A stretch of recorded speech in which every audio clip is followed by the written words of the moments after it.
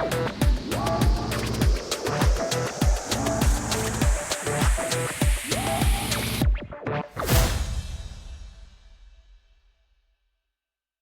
episode of the Time for Impact podcast is proudly sponsored by Investing in Volunteers, the UK's quality standard for good practice in volunteer management.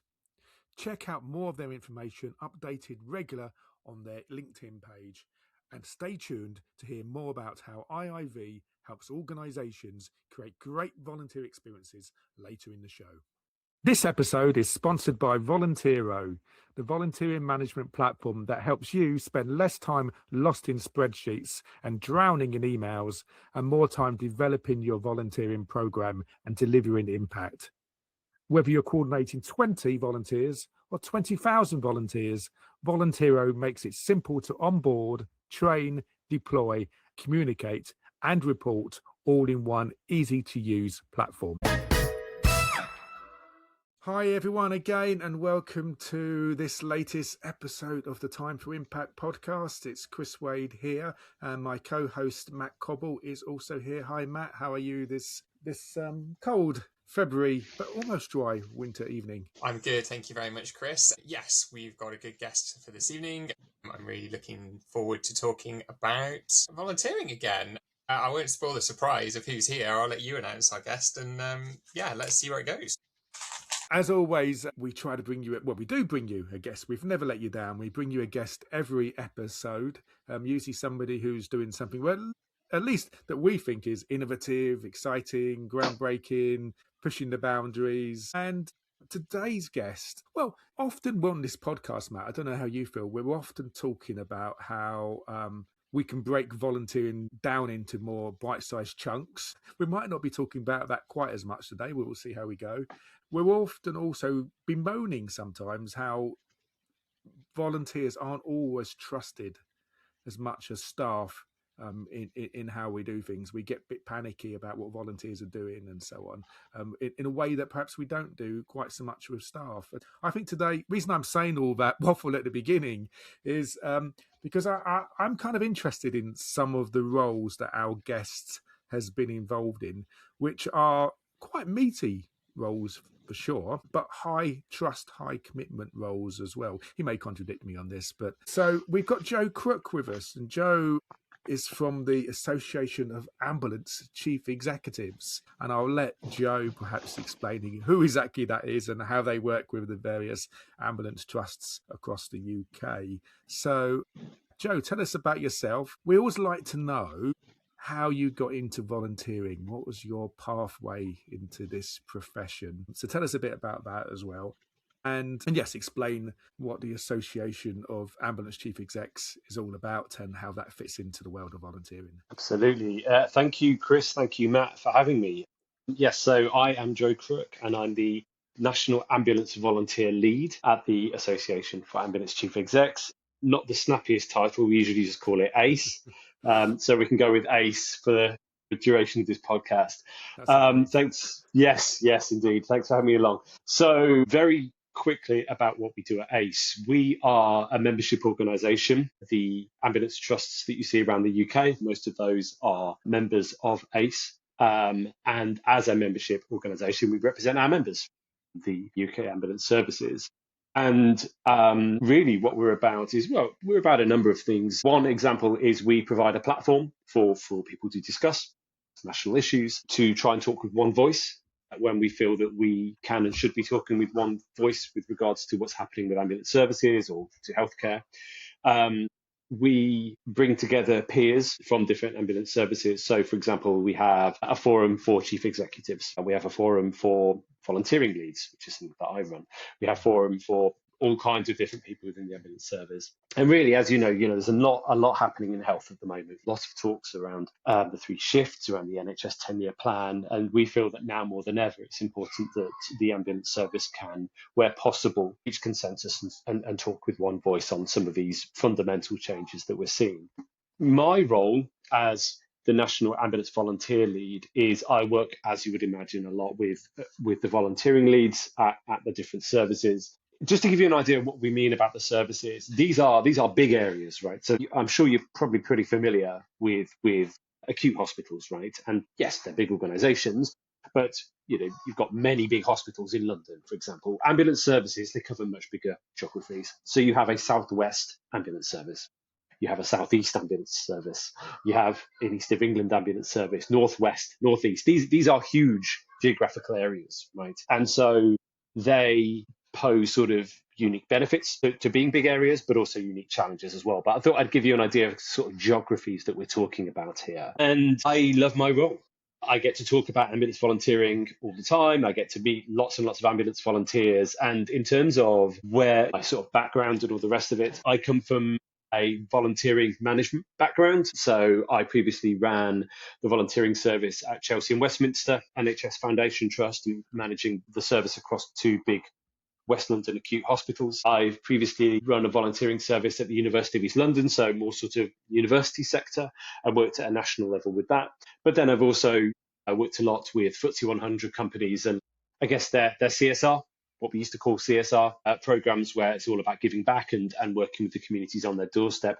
And I got my break in volunteering, in international volunteering, actually. It was with Volunteer Service Overseas, VSO, and I volunteered in Bangladesh with a really amazing group of international volunteers from Uganda, from Kenya, from Philippines, from Bangladesh itself. And I was young. I was out there for a year, and it really kickstarted my career and the love of volunteering. But I think what it also did was it made me realize that it is in some respects quite a privilege to be able to volunteer.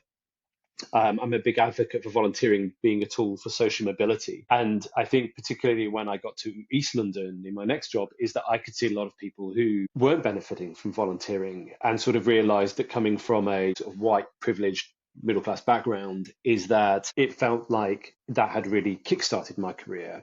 But I also felt that I had the luxury to volunteer in a way that a lot of people don't. And so I think there's been a through line in my career, which has been an interest in who aren't we seeing? Who aren't we seeing in volunteering? Who isn't benefiting from that? And I've sort of brought that through all of my roles, I'd say. But yeah, I hope that at least gives you an idea about what I do and what we do as an organisation. Yeah.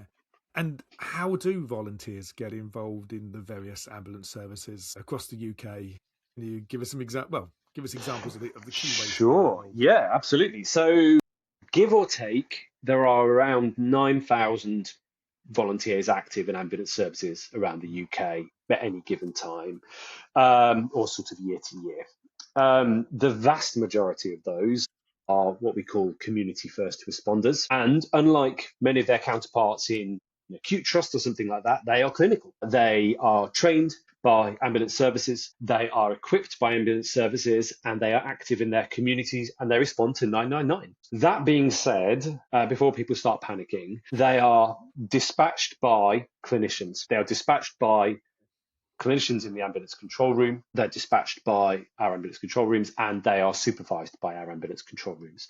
Yes, they're clinically trained. Yes, they are equipped with, for example, defibrillators. They're equipped with OBS equipment, so they can check your pulse, they can check your oxygen saturation levels and so on, and other things depending on sort of what particular roles that they do.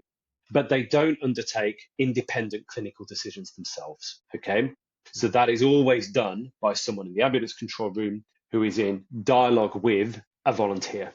I think the other thing to say is that they are not there to replace paramedics. We have an incredible team of paramedics of all different shapes and sizes, and they are not there to take that place. They're first responders. They are first responders. So primarily it was originally designed as a rural response. So if you live up a farm track in Cumbria, even on a good day, you're going to be waiting a little while for an ambulance, right? That is just a fact of geography. And the same could be said for a coastal town in Cornwall, right? Or something like that. And chiefly, it was designed for what we call category 1 incidents, the very highest category of calls, which are, for example, cardiac arrest, right? Well, what we know is that if you have a cardiac arrest, you need hands on chest in minutes, right? Otherwise, it's probably not going to be a good outcome. So if you need hands on chest within minutes, you really need someone to be living in your neighborhood, in your village, on the neighboring farm, who can then get to you as quickly as possible and is clinically trained to perform CPR, to use a defib, and so on. So that's primarily how it was designed. And in terms of how people come to us, it's lots and lots of different ways. People have different paths. Some of them, they may have lost a loved one, sadly, to a cardiac arrest, and maybe they felt that if an ambulance had got there quicker, then things may be different. A better story would be, or a happier story at least, would be that they've experienced the life-saving intervention of an ambulance service or of a volunteer themselves, and our volunteers save many, many lives every year doing what they do. Increasingly, I think what we see are people who are younger, who are interested in careers in the ambulance service, and volunteering, as in so many different careers, is a great way to sort of see if that's something that you want to do, that you're cut out for. It's a lot to be a paramedic. It takes a lot of training, and actually being able to see how you deal with these situations, which are pretty extreme at times, right? It's a good way to see if that kind of career is for you. And I'm pleased to say you regularly meet paramedics and other members of the ambulance team who started life as a volunteer, and then they've progressed into work. So yeah, lots of different stories to tell. And there's some really good videos on your website. I think that's what's first attracted me to giving you a call when we first spoke. Plus, I'll put a link into the show notes just to see, how it kind of works out, how the teamwork is between the first responder and the paramedic and the call center. How the decisions are made, as you say, by a medically trained person in very close coordination with the volunteer, but also the fact that they can get out there so very fast on many occasions, which we know is a challenge for the ambulance services. And also, it seemed to me, Joe, even when there isn't, the emergency's over and it's perhaps not as serious as the initial call may have been, they were also there providing reassurance and some sort of guidance on next steps, which is really, really nice. Which I'm presuming in those situations, then an ambulance doesn't arrive and that can be diverted somewhere else, I presume, as well, which is obviously a resource saving, but also could be a critically life-saving situation for another patient, I imagine. Absolutely. It's what we call sort of lower acuity, right? So that tends to be not category 1, which I spoke about earlier, but times where as a service there may be a clinician in the control room who just isn't sure what this patient needs, right? Maybe there's some issues where they just need more information. And actually what we find is that volunteers, because they can respond so quickly, they can be eyes and ears. Increasingly we're using digital technology. There's a variety of apps that different services use, but that can provide literally a live video link up from the scene direct to the control room. And all of a sudden, a clinician is getting much richer and detailed information and can make quicker, better decisions because they can see the patient, they can talk to that patient, they can see how lucid they are, and at the same time they can say to the volunteer, can you take their pulse again? Can you take their oxygen levels? So they're suddenly getting all of this information, which then allows them to say, actually, this patient, they're having a panic attack, right? Or it's an asthma flare-up, it's not a cardiac arrest, or we initially thought this was a severe allergic reaction. We now think that it's less severe. Oftentimes, the person still needs medical attention, but they might not need an ambulance. Let's face it, who really wants to go to a hospital on blue lights into an A&E, right? Chances are you don't want that. So actually, it's better for patient care if that person can stay at home. If someone is frail and what they actually need is a next day GP referral, or they need an out of hours GP to come and visit them, or whatever that thing might be, then the clinician's able to make that decision based on what that volunteer is giving them back. So you're absolutely right. It's less even about reducing conveyance per se. It's more about better conveyance. It's more efficient conveyance in this way that you said, Chris, which is then it's about the ambulances getting to people who really need them rather than the ones where that's just not needed. I can't let this conversation go without speaking to our wider audience there, because I'm sure on this one, this kind of age-old conversation that many of us, I'm sure, will have experienced in volunteering about, I suppose, the idea of a volunteer as a well-meaning but generally sort of incompetent amateur who is kind of subservient to kind of paid professional staff. And I'm sure lots of us are in organisations having versions of that conversation where we have to remind people regularly that whether you pay someone or not does not assure competence. I would be mindful to recommend people check out some of the work that ambulance volunteers do as a really kind of good example of people at the sharp end of really important work, high responsibility, high reward when it works and when it goes well, and well managed service with paid clinicians, skilled volunteers, digital technology in the middle, enabling all of this kind of stuff to work really well and achieve great impact. And I think if you ever find yourself in that conversation about, well, we're not really paying people, so maybe they won't do a good job of something, like, come back to this podcast or come back to this conversation and have a think about it. I don't know, Joe, if that's something you've ever had to grapple with, but it seems to me a really powerful example of a case for this. Yeah, I think so. And if I'm honest with you, Matt, like I think I had to get over some of my preconceived notions of that coming from the acute part of the NHS into ambulance, because that was sort of a red line for us in many respects, is that volunteers absolutely shouldn't be clinical. And I'm not saying that we should suddenly tear up that red line or whatever within an acute setting, because it is its own thing. But I think I had to get over that. And I think the more time I spend with volunteers is I realize just how good they are at it. And actually, if you consider some of the other organizations that we have in this country, consider the lifeboats, all right, RNLI, most of those are volunteers, and they are operating in incredibly challenging environments at sea. We have a good relationship with the team at RNLI, and I know the volunteering lead there as well, and they do a phenomenal job. And I think if we actually think what volunteers around the UK do, there's special constables in the police force, there's mountain rescue, there's RNLI, the St John Ambulance. There are volunteers performing life-saving sort of interventions, really at the bleeding edge of what is possible. Pardon the pun; that wasn't meant to be a pun. And I think people are right to be wary of it, but I think what I see is it working, provided you have really high levels of governance and training. And that doesn't come overnight, but we have a lot of support from clinicians. We have a lot of people in leadership positions in the ambulance service of volunteering who are themselves paramedics, and that counts for a lot. So there are a number of volunteering leads who are practicing paramedics, or if they're no longer practicing, they're ex-paramedics. So they know what it's like. And the volunteers receive very similar levels of training. There's this idea of what we call sort of skills decay, right? You can become rusty particularly if you're not going out so often. And the ambulance service takes that really seriously. So it's really important that volunteers undertake pretty regular reminders and a training of being trained with new equipment, being trained with new techniques, making sure that they stay sharp for the reasons that you talk about. But I think whilst we're rightly sort of talking about the clinical side of it, I think what blows me away from many of our ambulance volunteers is the non-clinical skills that they bring and the non-clinical dimension that they bring to their volunteering roles. I have seen, sort of shadowing some of our community first responders, is they step onto a scene and they're scene management. Like, that is oftentimes the majority of their role. It's dealing with people. It's getting that person, just that you can see people visibly relax. They know the cavalry's arrived.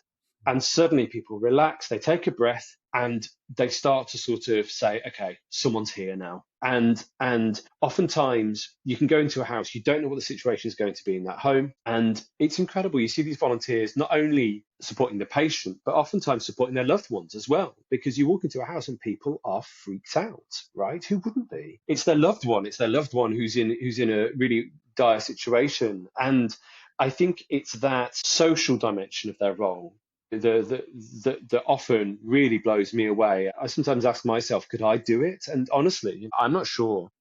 It would be remiss of me not to mention that. Now, what I should also say, it would be remiss of me not to mention, is there are some calls that our volunteers do not go out to. Okay, so if there's a case of violence and aggression, our volunteers don't go out to that, right? If it's a road traffic accident, our volunteers don't go out to that. So there are lines that we won't step over with regards to what our volunteers can and can't do. And so it's impressive. It's impressive what our volunteers do, but I think there are sort of areas where we'd say, no, this wouldn't be a call that we'd send the CFR to. I imagine that you occasionally come across some resistance within various ambulance services to deploying volunteers in those roles. I imagine that occasionally, there must be quite a lot of fear for the volunteers themselves in terms of, obviously it's a big responsibility. It's quite you have to be on call and be pretty flexible because you can't obviously control when the call comes, and things like liability. Do volunteers worry about medical liability and claims and things like that you have to reassure them and help people sort of get over those barriers before they even apply to get involved in what must be quite rigorous training, as you've described, and so on? Funnily enough, and this is really a testament to my colleagues, the volunteering leads, is what I have seen is a really high level of trust. And I think actually you need a high level of trust. And so what I don't see, I'm not saying it doesn't happen, but what I speak to a lot of volunteers, I don't really see anxiety around, for example,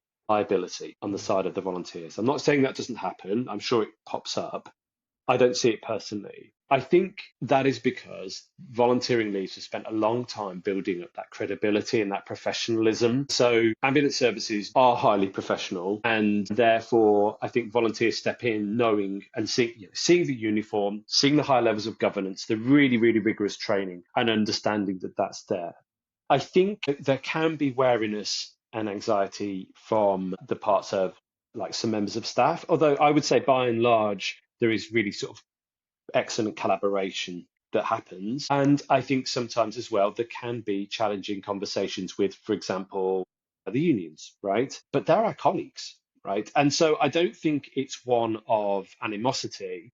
I think instead, actually, it's by and large a collegiate relationship where, sure, they might sense check it and say, well, what do you mean by that? But in a way, it's quite good to have that as a sense check. I have yet to meet someone who runs ambulance volunteering service who is trying to sort of use it as a way to get volunteers to take paid work. I just don't see it, particularly when so many are themselves paramedics or ex-paramedics. But I think it's quite healthy, to be honest with you, to have a healthy relationship with the unions and to have that sort of a sense check, because frankly, we get that from all quarters anyway. That's about accountability. We get that from medical directors, right, who sense check it. We might get it from pharmacists with regards to sort of what medicines our volunteers can and can't use.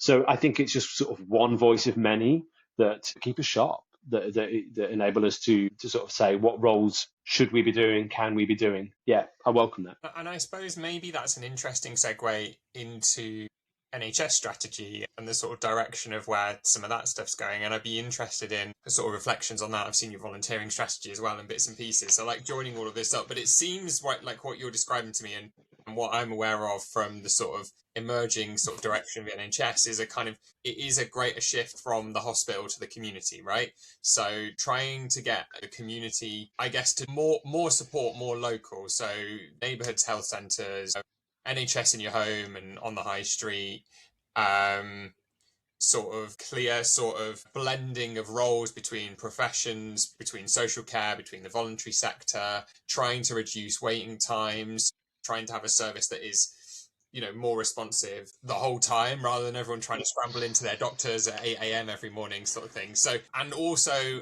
like the backdrop to that also being a sort of greater emphasis on digital as well. And it seems to me like a lot of the stuff you've already described about your service is kind of really ticking a lot of those boxes. I talked a lot about NHS strategy there, but you might have some views about how that's affecting your world and how it's driving some of your thinking. Yeah, I see a lot of opportunities in those three shifts and ambulance volunteering. I think partly because ambulance volunteers are already occupying that space anyway.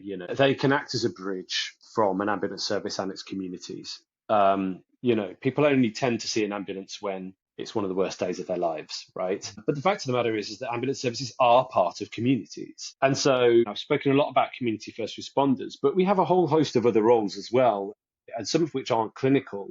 And I think what I'm seeing is the rise of community engagement style volunteers who, for example, train people around basic life-saving skills, right? How do we start a heart? How to use a defibrillator? And we do a lot of work with the circuit, the location of defibrillators around the UK, because one of the things that happens there is that we have this idea of defib deserts, right? So these areas of the UK that don't have access to public access defibrillators. And they are sometimes in some of the most deprived areas of the country, which is the inverse of what's needed, because oftentimes they also have higher levels of need for that due to sort of health conditions and so on. So I see ambulance volunteers as very much as part of that solution. And therefore, sort of the 3 shifts is exactly the sort of trajectory that we're on and we want to do more of. So community engagement volunteers is about, for me, if you sort of see that as almost like the prevention piece, encouraging people to lead healthy lives, but also around how to access the right care at the right time, because a lot of what ambulance service deals with is it's the number of last resort, right? 999. If all else fails, 999, right? And then you're going to speak to someone in the ambulance service.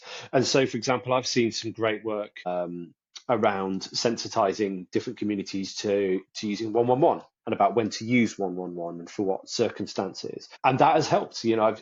The impact of that has been greater 111 use when 111 is appropriate. So I think that's helped. I think as well is we have volunteer car drivers, and it's probably our second biggest role after CFRs. And again, car access is a huge issue when we're thinking about inequalities. And so, for example, there's colleagues in Wales who do this amazing project where volunteer car drivers, it's an oncology project where volunteer car drivers are paired up with people who require cancer treatment, and they have a lot of appointments. They have a lot of hospital appointments. And they often come out of those hospital appointments feeling wretched, right? They've just had chemotherapy. And they are paired up with volunteers who can drive them to those appointments, drive them home. So they're not having to worry about, on top of everything else, they're not having to worry about how to get home, how to afford a cab, and so on. So I think volunteers are part of community resilience and part of sort of that health inequalities piece. But I think the challenges are that, rightly, ambulance volunteers can't do everything.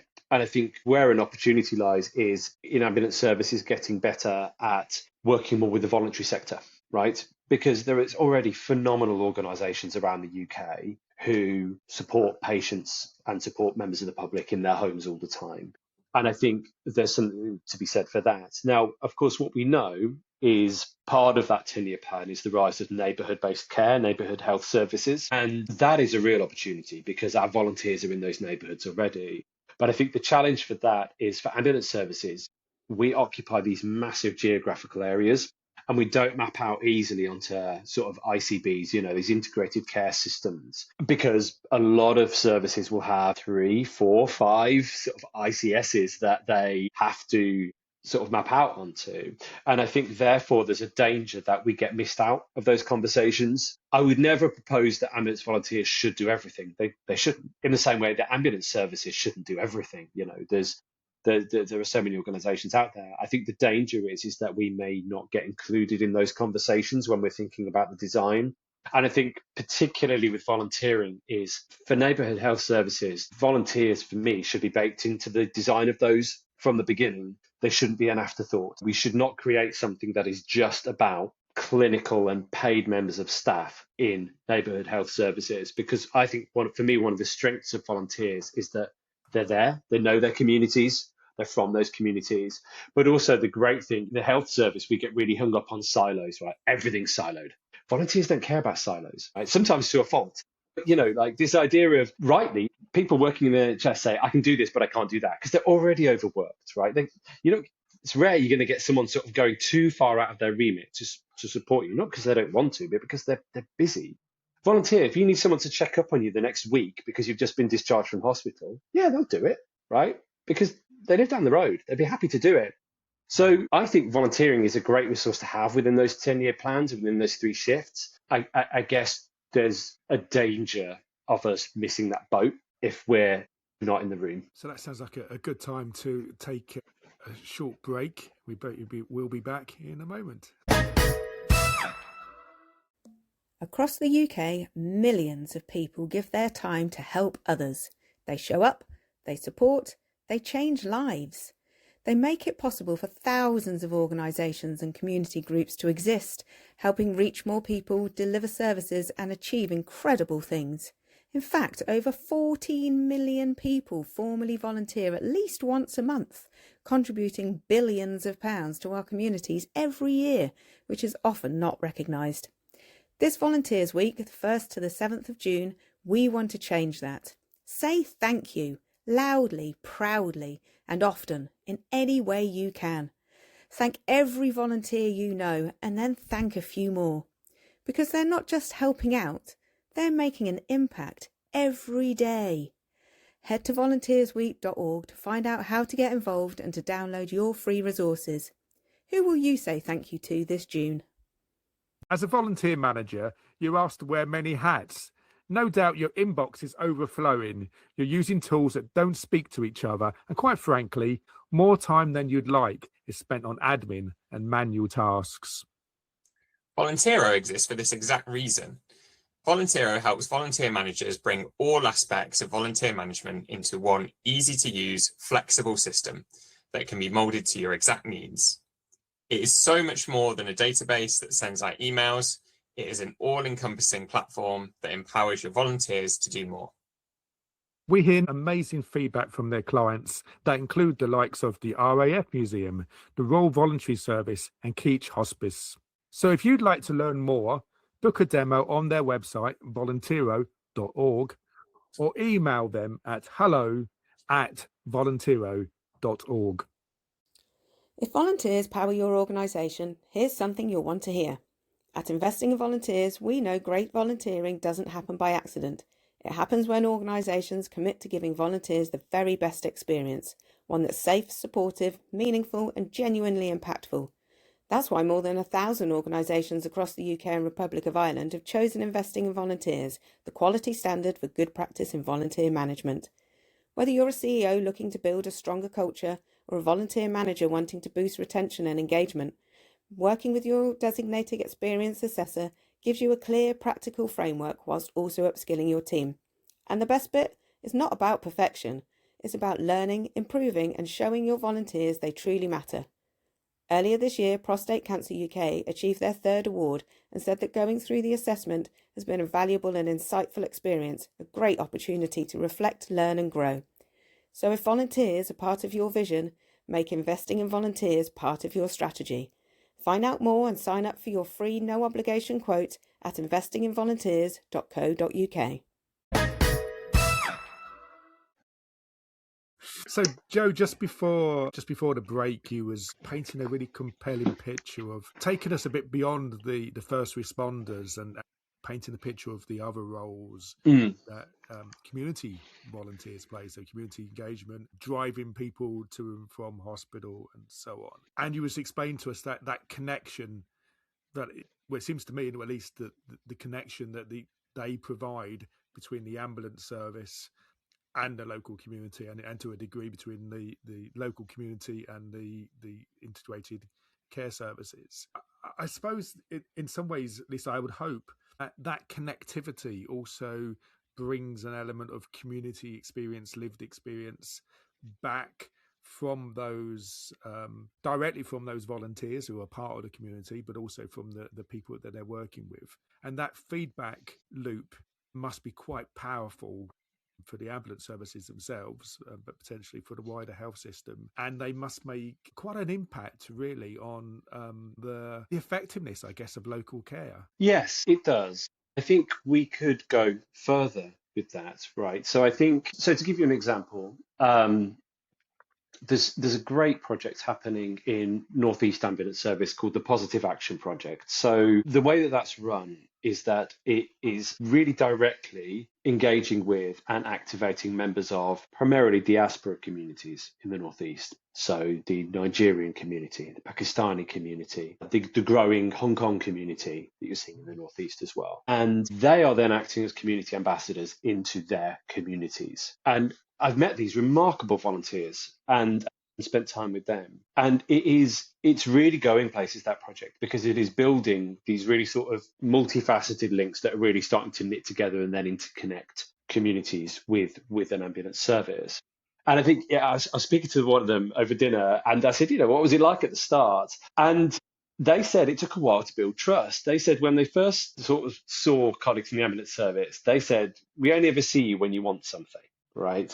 So this sort of slightly cynical, slightly jaded view of a health service that I think for them felt out of touch, and not part of their lived experience, not part of their daily lives. And in the years that that's been running, that has changed. It has genuinely changed to where they do feel that connection, and they are empowered to then become links to wider members of that community. So I think that's a really great model. Now we do see that happening in other areas of the country. You know, I've seen, for example, we've been working with the British Islamic Medical Association, BIMA, who do this fantastic project every year that's called the Lifesavers Project. And they do that in mosques around the UK. It started in, I think, 3 mosques in East London. And it's not only national, I think it's gone international, but now it involves sort of over 100 mosques around the UK. And I think it's the last Saturday of every September, they perform training in mosques around how to restart a heart, how to use a defibrillator, how to support someone who's choking, and what to do in those situations. And for the last few years, we've sort of partnered with them, and ambulance colleagues have been going in with them to build those links with Muslim communities around the UK. And again, I think being in those spaces and actually going to where people are at and going with a sense of we want to learn rather than we just want to instruct really starts to do something. I would say we've still got some way to go with that, though. You know, looking at our volunteering population, for example, we know that nationally only 1% identify as non-white of ambulance volunteering. So truth be told, at the moment, we don't reflect the communities that we serve. Now, that is changing again, and there's some very serious aspirations around changing that. And we are seeing it changing in pockets, but the people that I work with know that there's some ways to go to truly reflect the communities that we serve. It sounds to me like you've got a really interesting blend of opportunities available, which is in its own way pretty innovative, because I think in some ways it would be quite easy for sort of ambulance service volunteering to be almost like the be all and end all of it, to be almost like the model we started talking about at the beginning of the podcast, which is the highly skilled, high responsibility version of this that's, you know, sent out, deployed in a crisis. And yet, you know, we've spent the last at least 5 minutes talking about, you know, the community aspect of this, which is really, you know, much more of what I would call a kind of a citizen-led model, which is, you know, it's about people being able to do a smaller but more important thing to support people in their local community. And it seems to me like that's a very scalable model. And what's even more innovative and exciting for me is it seems like you've been able to get these two things to coexist really nicely, actually, and find different places within your operations for those things to exist well together. And clearly they connect really well, right? Because the highly skilled stuff has a place and the community stuff has a place, and they're both supporting each other, and that feels really good to me. And I wonder if, you know, when it comes to talking about the sort of reaching communities and the inclusion bit, the sort of the more citizen focused aspect of it, like scaling that, I suspect will inevitably feed into the other aspect, right? People will be developing skills, they'll be developing experiences, they'll be developing a relationship with each other, their community, the organization as a whole, the trusts as a whole, to move through that. It seems really cool thing you've got going on there from my perspective. And it doesn't need to be a one-size-fits-all model either. You know, it can be different in different communities. In fact, it needs to be different in different communities, and as you've described, Joe. Yeah, I think so. And you're right. I think we know that like that CFR role is not for everyone, right? It is clinical, and not everybody wants to be clinical. I would say it is a flexible role. Within that role, there are people who may choose to only go to sort of lower acuity, right? They might not want to go to sort of the really intense calls.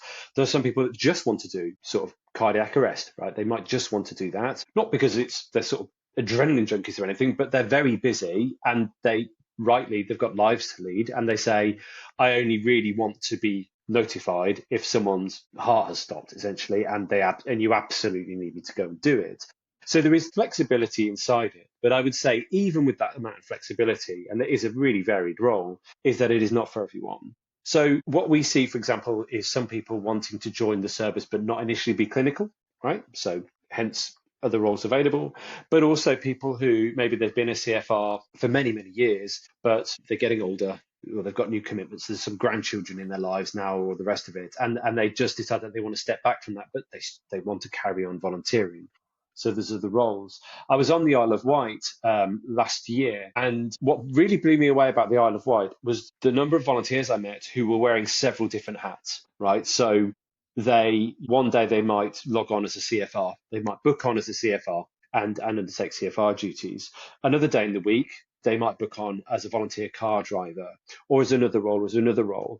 And it clearly works for them. I think that's part of the island mentality, like the Isle of Wight, sort of we all muck in, we all help each other. But I think they wouldn't be doing it if it didn't work for them as well. So I think it was really interesting to see that interchangeability of roles. I think what we're trying to do more of in the ambulance service is it feels to me that a lot of those roles have grown up quite separately historically and have historically been quite siloed, managed by different teams or with different sort of governance arrangements and so on.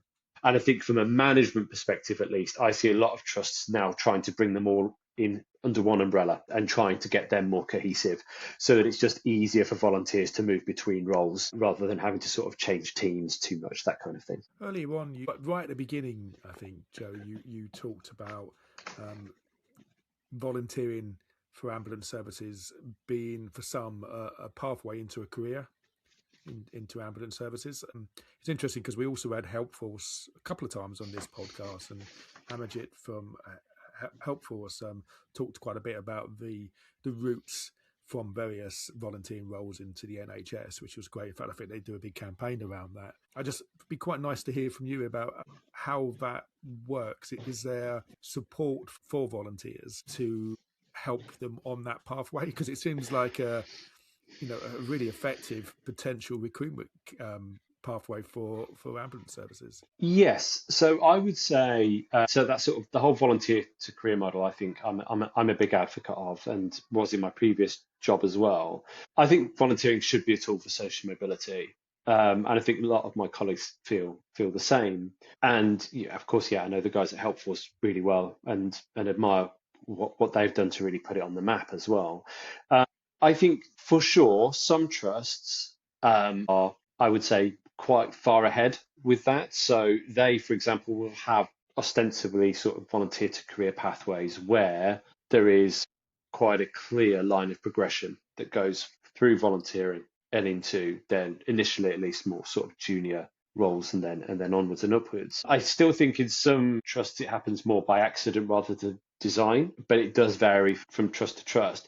I think one of the strengths of particularly the CFR role is that, again, because they're really well run and to a really high standard, the volunteers are undertaking a lot of sort of similar training to what a paramedic would take. Oftentimes, they're taking some equivalent modules, clearly not to the same level. But what that means is then you've got volunteering leads at those trusts who are thinking very far ahead and saying, we need to make sure that this is all part of the same framework. So that the volunteer is doing module 1 of this bigger framework, so that it means that all they then need to do, if you like, is top it up with modules 2 and 3, and bang, they've got that first chunk sort of sorted. So I think in that respect, a lot of trusts are quite forward thinking in making sure that you've got that relatively smooth ramp through. I think where I see we could go further is making that more explicit with some of our comms and some of our recruitment, because we know you can move through volunteering into that if you've got the talent and if you've got the determination. There isn't as much leading on that through our comms, so a lot of the time the communications is still around giving back, right? And actually I see now some of the more advanced trusts forging links with universities, forging links with colleges, and really sort of taking that to that next level. So I'm quite excited for where that's going.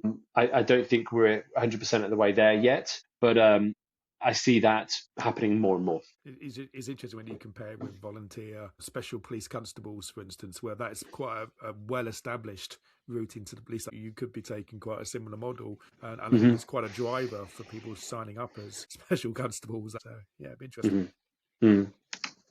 So, Joe, I mean, it's called Time for Impact podcast probably for a reason.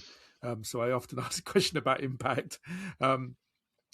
Your roles have some really clear, demonstrable impact stories to tell, it feels to me, in terms of how volunteering, we just discussed how volunteering is a great advantage to the actual volunteers in terms of their career development, in terms of the impact obviously on people's lives. It's fairly self-evident, but also the impact on the health service itself, the local community in which you operate within, the cost savings and efficiencies, and within public service. There's so many good impact stories around what your volunteers do. I mean, do you go about capturing that and presenting that either within the ambulance services or globally nationally as an organization, to demonstrate how those volunteers make a enormous contribution to public life? Yeah, I think impact is always a tricky one, isn't it? We're getting better. We're getting better at it. And actually, so we can get really obsessed with data, and we're in a service certainly where data is king, right? It's a lot of things around metrics and numbers and so on. And I believe in sort of data informed decision making. I'm also a big believer in case studies and in qualitative, and a lot of the evidence that we have for impact in particular is qualitative.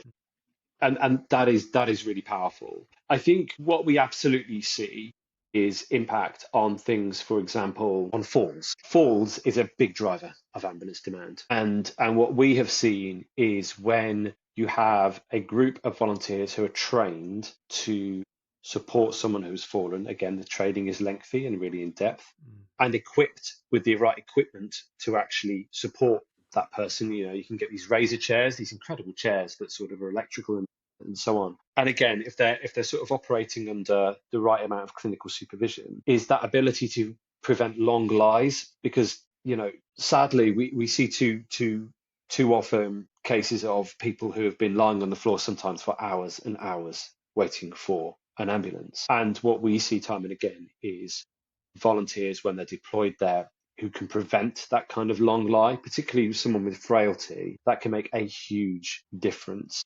So the ability for a volunteer to arrive quickly, to then, as I said before, through that technology, get everything back to a trained clinician back in the control room, for that then clinician to make a clinical assessment, and then for that clinician to say, yep, that person, I'm going to talk you through it, that person is good to be lifted from the floor, and then to be put non-injury fall. Oftentimes, if they need hospitalization, believe me, they're getting hospitalized and they're getting an ambulance there, but some don't. And that ability to support that person, get them into their favorite chair, get them wrapped up warm. Volunteers going to make them a cup of tea, going to liaise back with the clinician, do some more obs, get them a next day GP referral if they need it, or whatever clinical care that they might need. You've stopped that person. I hate to say it, but particularly with frailty, that person's life can go from being very independent, then tending their allotment, still riding a bike and so on, to quickly spiraling into really sort of a much smaller world for them with much lower level of independence. And that can sometimes just be through a bad fall, a long lie, and then that cycle of in and out of hospital.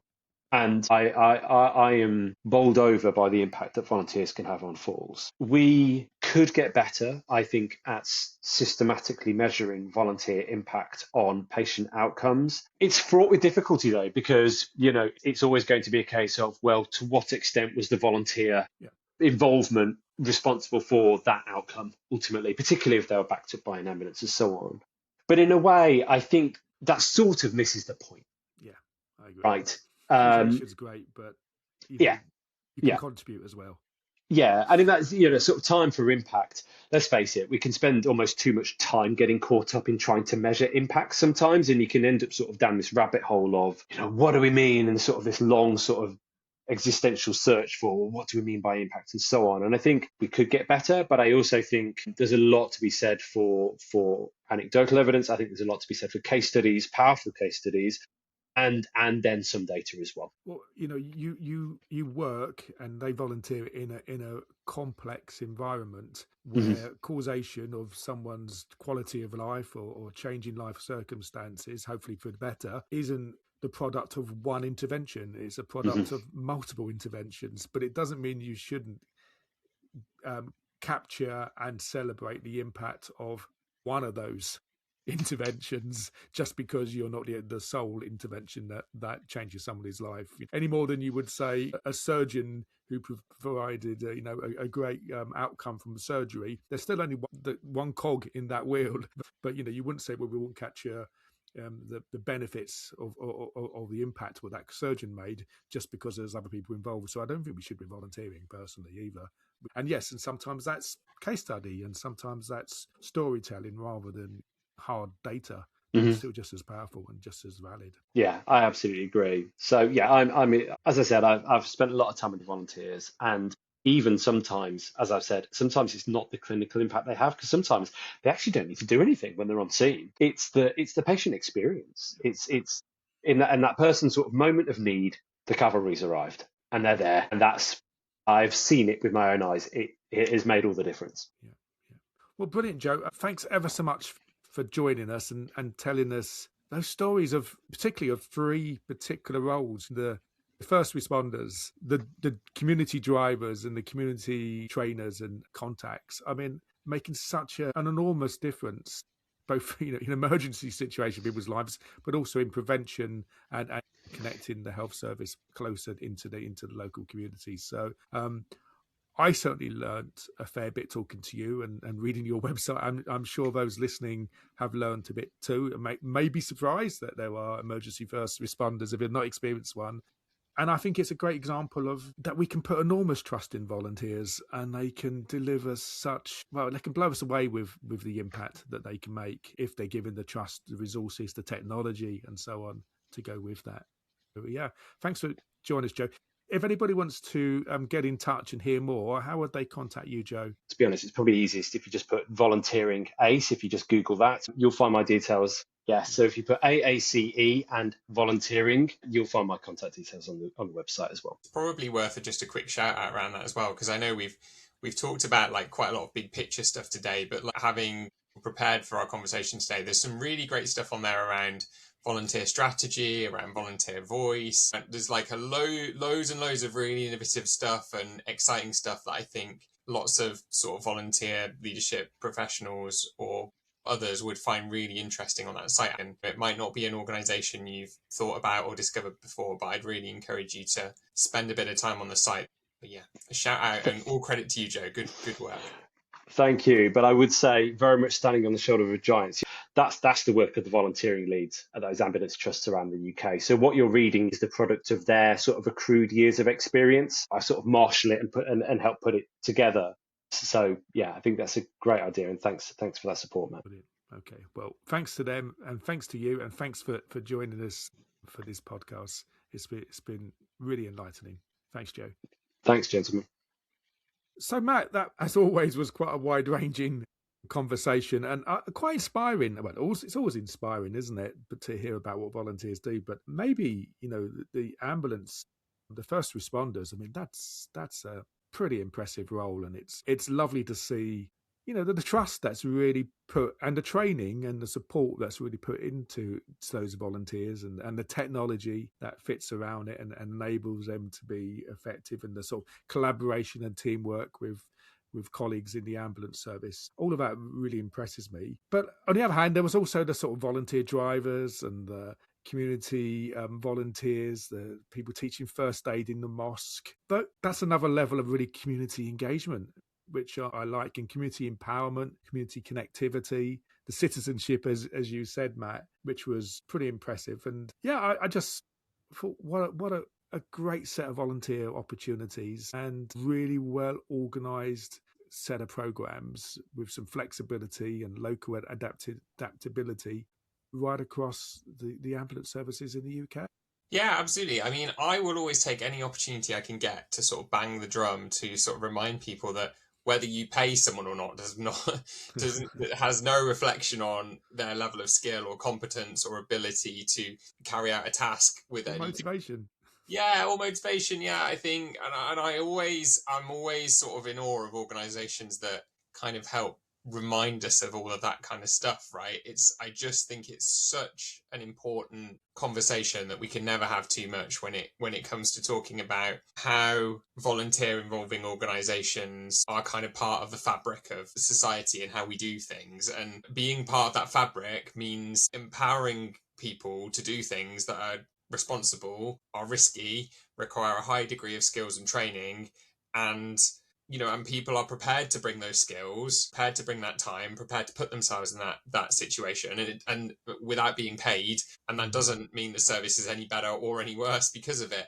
The other thing that really struck me today, and I nearly came in on this, but I thought I thought we covered it pretty well, but it gives me a chance to sort of think about this in our sort of summary and wrap up. But this idea of volunteering can be lots of different things, and some of those things don't always look like traditional volunteering, and we don't always need to put a label on it. And sometimes when we put a label on it, it can be off-putting to people. But doing a training course on how to do CPR could be a form of volunteering, right? And you could do that training course, you can store that knowledge within you, and hopefully you never need to use that knowledge. But being trained in that and having that knowledge within you and being prepared to use it if you need to is that kind of active citizenship, which in itself could be an act of volunteering. And I think being equipped as a community to respond to those situations and not just relying on statutory services to do so. Yeah, and you and I have talked about this idea of participation in the past, right? And we talked to New Citizen Project about different forms of participation, and this idea of like learning something because it's important to a community, to me is really interesting and exciting. And maybe that's something we could do more to reflect on. It's like what are things that could be an act of volunteering in themselves, but we might not traditionally call them volunteering. I think it takes us away from this kind of micro volunteering idea, which, as we've explored in other podcasts, may or may not be useful. I'm really interested in this idea. What can we do that is helpful and is useful and it makes us more useful to our community or more equipped to support our community is a really interesting thing for me. Really, really is. And actually, thinking back to the New Citizen Project, I think one of their modes of participation was indeed learning a new skill. So they're already there.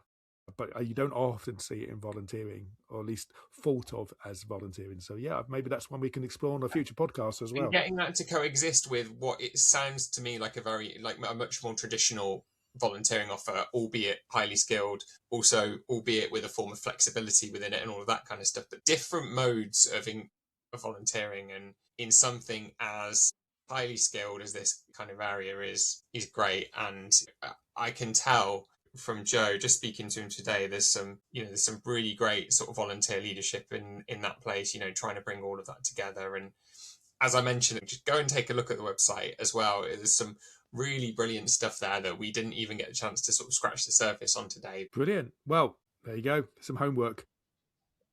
Yeah, homework this week, everyone. Yeah. So if you've enjoyed this episode, as always, please do like the episode or like the podcast. We always appreciate that. Better still, leave a comment. And better still than that, tell a friend, tell a colleague about the podcast and get others to listen to us and hopefully benefit from the conversations of all our great guests. But until then, thank you for listening now. Thank you, Matt, for joining us. Thank you, Joe. And we'll see you all on the next episode. Bye. Bye.